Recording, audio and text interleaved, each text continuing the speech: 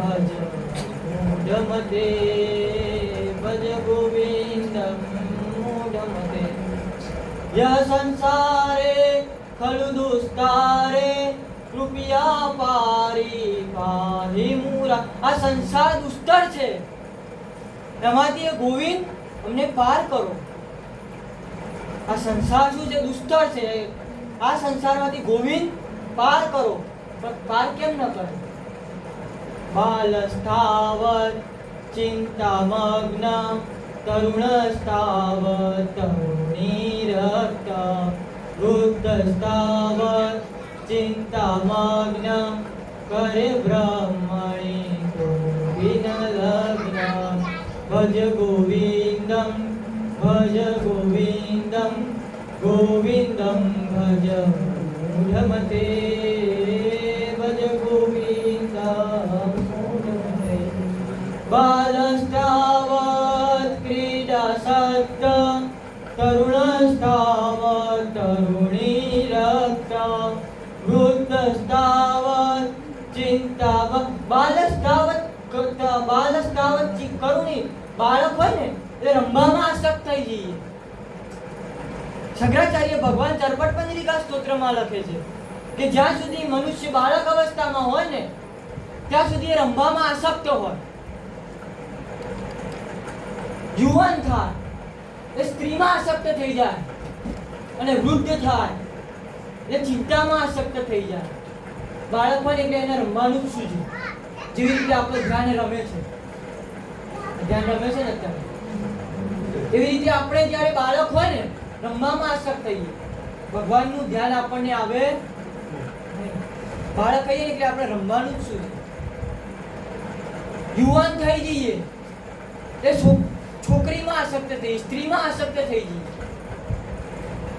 પૈસા કમાવામાં આસક્ત થઈ જઈએ, સંસારના સુખ સાધનમાં આસક્ત થઈ જઈએ.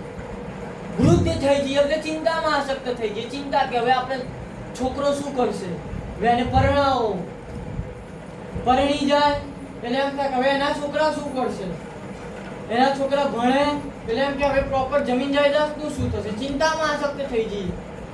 પણ ગોવિંદને ભજતા ભજ ગોવિંદમ ભજ ગોવિંદમ ગોવિંદમ ભજ મૂઢમતે ભજ ગોવિંદમ મૂઢમ. શંકરાચાર્ય ભગવાન પોતાના 4 શિષ્યોને લઈને વન વિહાર કરતા હતા. ત્યાં આગળ એક વૃદ્ધ અભ્યાસ કરતો હતો. શું કરતો હતો? અભ્યાસ. ગીતાજીના ભાગવતજીના પાઠ વાંચે. શું વાંચે? શ્લોક કંઠસ્થ કરતો હતો. વૃદ્ધ થઈ. શંકરાચાર્ય ભગવાન કહે આ શું કરે છે? શ્લોક કંઠસ્થ કરું છું. 80 વર્ષથી ભય 100 વર્ષની જિંદગી મળી ત્યારે 80 વર્ષે તને ભગવાન સૂજ્યા. 80 વર્ષની જિંદગી મળી એમાં તે કાંઈ ન કર્યું. શંકરાચાર્ય ભગવાને બુદ્ધિના કહે છે વૃદ્ધ થઈએ ને એટલે આપણે ભગવાનને પકડીએ. એ પહેલા આપણે ભગવાનને પકડતા હરિનો માર્ગ ચાલ્યો છે હાથમાં. હરિનો માર્ગ તો ક્યારે ચાલવાનો હોય ખબર? જ્યારે માતાના ઉદરમાંથી સુખદેવજી મહારાજ 16 વર્ષે નીકળ્યા ને ત્યારે દોડ મૂકી હતી. એ પાછળ એમના પિતા દોડતા દોડતા જાય છે કે પુત્ર ઉભા રહો. પણ સુખદેવજી મહારાજ સાંભળતા નિર્વસ્ત્ર થઈને દોડે છે. 16 વર્ષની હોય. માતાના ગર્ભમાંથી જ્યારે પ્રસૂતિ થાય છે હવે જ્યારે દોડ મૂકે છે એ દોડ કઈ સુખદેવજી મહારાજે કઈ દોડ મૂકી, કયા માર્ગ ઉપર ચાલ્યા? કે હરિનો માર્ગ ચાલ્યો છે હાથ માર્ગ. હવે આ કાવ્યની અંદર આપણે સાહિત્ય જગતમાં લખી દીધું કે હળવે હળવે હાલવા માંડ હરિનો હળવે હળવે નહીં ઝડપથી હાલવા માંડ. મહારાજે કીધું છે હળવે હળવે હાલવાનું. અમે તો બધું કામકાજ પતી જાય સંસારનું, અમે બધી જવાબદારીમાંથી મુક્ત થઈ જઈએ પછી માર્ગ પકડીશું. એ સિવાય માર્ગ પકડીશું નહીં. એક મિનિટ તમારી ઓછી થાય છે, એક સેકન્ડ ઓછી થાય છે અને ત્યાં આગળ માર્ગ પકડતા નથી. ધ્રુવ અને પ્રહલાદ આંબો ભગવતજીનો આંબો કાલે આપણે કીધો ને, આંબો અખંડ ભુવનથી ઉતર્યો, બરોબર? એ આંબાનો અનુભવ કોને કર્યો? ધ્રુવ અને પ્રહલાદે કર્યો. એમની વય કઈ હતી? 80 વર્ષના હતા, 90 વર્ષ, 75 વર્ષના હતા.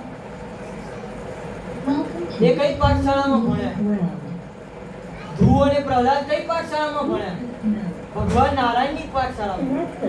પ્રહલાદ ભણે શ્રીમન્નારાયણ હરે, પ્રહલાદ ભણે શ્રીમન્નારાયણ હરે, પ્રહલાદ ભણે શ્રીમન્નારાયણ હરે, પ્રહલાદ ભણે શ્રીમન્નારાયણ હરે, પ્રહલાદ ભણે શ્રીમન્નારાયણ હરે.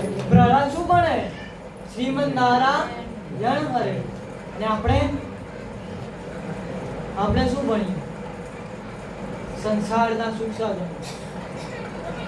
ભણતર પણ પકડ્યું તો કેવું પકડ્યું? ગુજરાતી ઇંગ્લિશ મીડિયમ માધ્યમમાં જવાનું પકડ્યું, બરોબર ને? તો હરિની પાઠશાળામાં કદી ભણ્યા? સંસારની પાઠશાળામાં આપણે ભણીએ છીએ. કોની પાઠશાળામાં? સંસારની પાઠશાળામાં. એની અંદર પણ એડમિશન લીધું કેટલા દિવસનું? 7 જ દિવસનું. આપણે બધા 7 જ દિવસનું એડમિશન લીધું છે. હા, તમારા જે વર્ષ છે ને એ તમારી ફી છે. એડમિશન સંસારમાં લીધું છે. સંસારની પાઠશાળાની અંદર તમે એડમિશન લીધું છે. આપણા વર્ષ છે ને આપણી ફી છે. શું છે? ફી. એની અંદર આપણે ભણીએ છીએ. પણ એની અંદર પણ જો ક્યાં હરિનું નામ યાદ આવી છે તો પણ આપણો ભાવ. પ્રહલાદ હતા એ પણ સંસારની પાઠશાળામાં જ હતા ને, પણ ક્લાસ કયો પકડ્યો? વિષય કયો પકડ્યો? પાઠશાળા ભલે ગમે તે રહી, સ્કૂલ ભલે ગમે તે હોય, ઇંગ્લિશ મીડિયમ માધ્યમમાં ભણતા હોય કે ગુજરાતી માધ્યમમાં ભણો કે હિન્દી માધ્યમમાં ભણો, પણ વિષય કયો પકડવો ને આપણા હાથમાં છે ને. પ્રહલાદે કયો વિષય પકડ્યો? પ્રહલાદ ભણે શ્રીમન્નારાયણ હરે, પ્રહલાદ ભણે શ્રીમન્નારાયણ હરે. પ્રહલાદ વિષય નારાયણનો પકડ્યો છે. આપણે કોનો પકડ્યો? પ્રહલાદે જગન્નાથનો વિષય પકડ્યો, આપણે જગતનો વિષય પકડ્યો. પ્રહલાદે જે વિષય પકડ્યો જગન્નાથનો પકડ્યો. જ્યાં કા જગતના નાથ છે અમને પકડ્યા, આપણે કોને પકડ્યા? જગતને પકડ્યું. પરીક્ષિત મહારાજ આજ શીખવે છે કે આપણને 7 જ દિવસ છે, 7 દિવસનું એડમિશન. ક્યારે ક્લાસ પૂરો થઈ જાય કોઈને ખબર, કાણે ઘંટ વાગે, પિરિયડ બદલાય અને નવા ક્લાસમાં જવું પડે, કોઈને ખબર નથી. આ 84 લાખ યોની શું છે? ક્લાસ છે. મૃત્યુ શું છે? બેલ છે. બેલ વાગે ને, મૃત્યુ બેલ છે. ક્યારે વાગશે કોઈને ખબર? જ્યારે વાગશે ત્યારે સંભળાશે નહીં. કારણ કે આપણા લોક સાહિત્યમાં પણ લખેલું છે, બોલી રાતો ધડુક્યા લાગી, ચાલો આપણે ઘેર રે, પરણ્યા એટલે પ્યારા લાડી, ચાલો આપણે ઘેર રે. હવે કેવી શિખરે લાડી અને હવે કેવા બોલ રે. હવે તો પરણ્યા એટલે પ્યારા લાડી, ચાલો આપણે ઘેર રે. આપણું ઘર તો ભગવાન નારાયણનું ધામ છે. પરણ્યા એટલે પ્યારા લાડી, ચાલો આપણે ઘેર રે. જ્યારે આપણે બધા કાયા જોડે શું કર્યું? લગ્ન કર્યા. આપણી જીવાત્માએ લગ્ન કર્યા. પરણ્યા એટલે પ્યારા લાડી. આપણે બધા કેવા પ્યારા લાગે? નથી લાગતા? આ કાયા કેવી પ્યારી લાગે છે ને? કારણ કે આપણે તો લગ્ન કર્યા આત્મા એ શરીર સાથે. પરણ્યા એટલે પ્યારા લાડે ચાલો આપણે ઘેર રે. જ્યારે કાળ આવશે અને આપણને કહેશે કે ચાલો પરણ્યા એટલે પ્યારા લાડી ચાલો આપણે ઘેર રે. જ્યારે યમના દૂત ઢોલ વગાડતા હશે, ઢોલી દાતો ધડુક્યા લાડી ચાલો આપણે ઘેર રે. અને આધ્યાત્મની દ્રષ્ટિએ જોઈએ તો ઘડીક ઊભા તો માગો મારા ગુરુજીની પાસે શીખ રે. ઘડીક ઊભા તો માગો. યમના દૂત ઢોલ વગાડશે મરણ પથારીએ, અને તે સમયે આપણે કહીએ ઘડીક ઊભા રહો, હું મારા ગુરુ પાસે કંઈક શિખામણ માંગી લઉં, હું મારા ગુરુ પાસે કંઈક જ્ઞાન માંગી લઉં, હું મારા ગુરુ પાસે કંઈક કથા સાંભળી લઉં. પણ આ તેને 80 વર્ષની વય મળી, ઉંમર મળી, એમાં તે કંઈ ન કર્યું. હવે તો પરણ્યા એટલે પ્યારા લાડી ચાલો આપણે ઘેર રે. ઢોલી દાતો ધડુક્યા લાડી ચાલો આપણે ઘેર રે. જ્યારે જમના દૂત ઢોલ વગાડતા હોય અને આપણે આપણા ગુરુ કહીએ કે ઉભા રહો ઘડીક વાર, હું મારા ગુરુજી પાસે શિખામણ માંગી લઉં, કડે કથા સાંભળી લઉં. આપણે ઉંમર થાય વૃદ્ધ થાય ને એટલે આ માળા યાદ આવે. કોણ યાદ આવે? એ પહેલા માળા યાદ આવતી. જમના દૂત ઢોલ વગાડે ત્યારે આપણને હરિ યાદ, એ પહેલા આપણને હરિ યાદ આવતા. પણ હવે તો પરણ્યા એટલે પ્યારા લાડી ચાલો આપણે ઘેર રે. અને તે સમયે આપણે જે ગાડીની અંદર સવાર થયા છીએ, આ કાયાની અંદર, એ કાયા ક્યાં જશે, શું કરશે, કોઈને ખબર. લગામ તો આપણા હાથમાં હોય ને રથની, ક્યાં લઈ જવી, રથને ક્યાં લઈ જવો, ક્યાં ન લઈ જવો, એ તો આપણા હાથમાં હોય ને. પરીક્ષિત મહારાજ ક્યાં ગયા પોતાનો રથ લઈને? સુખદેવજી પાસે, ભાગવતજીના શરણમાં ગયા. પોતાનો રથ લઈને ક્યાં ગયા? પોતાની કાયારૂપી રથ લઈને ક્યાં ગયા પરીક્ષિત મહારાજ? ભાગવતજી પાસે. અને આપણે ક્યાં ગયા? બીજી જગ્યાએ, જ્યાં નતું જવાનું ત્યાં ગયા, ભટકી ગયા, મારા ભૂલ્યા, એટલે આપણને કશું મળ્યું હરી મળ્યા નહીં, કારણ મારા ભૂલી ગયા. આપણે મારા ભૂલ્યા, આપણો રથ છે, આપણે ક્યાં લઈ જવું આપણા હાથમાં છે. પણ સંસારમાં આવી જઈએ ને એટલે આપણે બીજાના આધીન થઈ જઈએ, જગતના આધીન. જ્યાં જગત જાય ત્યાં આગળ આપણે જઈએ. આપણે જઈએ ત્યાં જગતને આવવું પડે. આપણે જઈએ ને ત્યાં આગળ જગત આવે, જગત જાય ત્યાં આગળ આપણે જવાનું નથી. જગત ક્યાં જાય છે અત્યારે?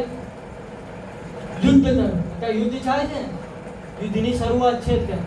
જગત ક્યાં ગયું? અંદર અંદર મરવામાં. તો આપણે શું કરવાનું? અંદર અંદર મરવાનું ના. જગત ત્યાં આગળ જવાની જરૂર નથી. એમ તો પરીક્ષિત મહારાજ સુખદેવજી પાસે ન ગયા હોત તો, એમની પાસે તો મસ્ત સામ્રાજ્ય હતું, વૈભવ હતો, તો કેમ ગયા? શું માટે, શું કાર્ય, શું કામ માટે ગયા? શું જરૂર હતી? આ શીખવે છે પરીક્ષિત મહારાજની આ બીજા દિવસીય ભાગવતીય જ્ઞાનગંગા આપણને શીખવે છે કે આપણને ક્યાં જવું. ભાગવતજીની બીજા દિવસની કથા આપણને શીખવે કે આપણે ક્યાં જવું, ક્યાં ન જવું. આપણે ક્યાં જઈએ, આપણો રથ ક્યાં લઈ જઈએ આપણને ખબર. કોન દિશા में लेके चला रे बटोरिया, कोन दिशा में चला रे बटोरिया, कोन दिशा में चला रे बटो. जरा ठहर ठहर ये सुहानी सी डगर, गाड़ी हाकन दे, हाकन दे. कौन दिशा में लेके चला रे बटोरिया को. हे भगवान, આ કાયા રૂપી રથને હવે તમે ક્યાં લઈ જશો? વટોરિયા સ્વરૂપ થઈ જાઓ, જેવી રીતે તમે અર્જુનના થયા હતા સારથી, એ જ રીતે અમારા રથના સારથી પણ તમે બની જાઓ. આપણે પણ બટોરિયો બનાવવો હોય ને તો ભગવાનને બનાવો કે કોન દિશા મેં લેકે ચલા રે બટોરિયા કોન.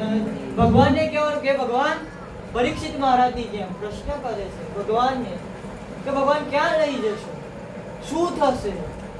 પ્રશ્ન થવો જોઈએ તો જ જ્ઞાન મળે ને. પ્રશ્ન ના થાય તો જ્ઞાન મળે. કંઈક તો લેવા માટે કંઈક ખૂબ પડે. પરીક્ષિત મહારાજે સંપૂર્ણ ત્યાગ કર્યો છે, પછી એમને ભાગવતજી જ્ઞાન જ્ઞાન. આપણે તો કશું ત્યાગ કરતા, આપણે તો બસ પ્રાપ્ત જ કરવું છે. ત્યાગ કરવો, વૈરાગ્ય જ આવવું જોઈએ. ભગવાનની કથાથી, ભગવાનના સંકીર્તનથી, ભગવાનના નામથી આપણે અંદર વૈરાગ્ય પ્રાપ્ત થવો જોઈએ. પણ આપણને થતો, કારણ કે આપણે ભગવાનને કદી ભજ્યા જ નથી.